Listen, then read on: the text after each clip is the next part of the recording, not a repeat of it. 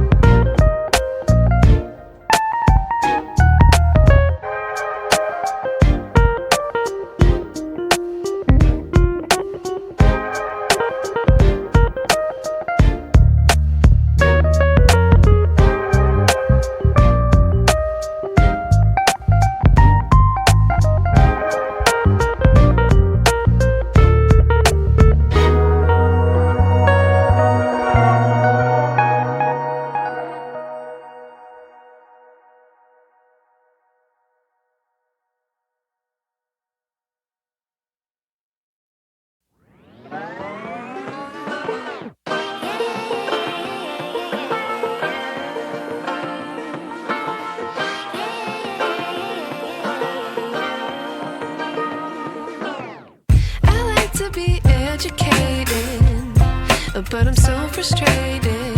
Hello to my loneliness. I guess that ignorance is bliss. Take me back to before the new. Rewind, take it out of cue. Innocence can be a young man's game. Signed up for the hall of shame. I wish I knew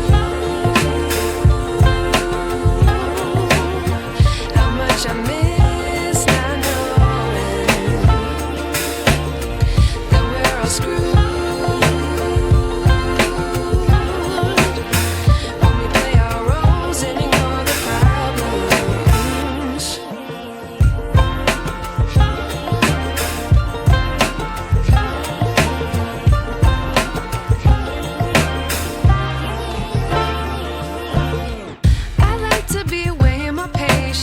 Stay up, I feel so outdated. How can we look the other way? Sun is out, but the sky is gray. What would happen if I took a chance? It's always hard at first glance. I don't wanna, but I know I gotta do it. The truth is hard to swallow, I think I'll chew it.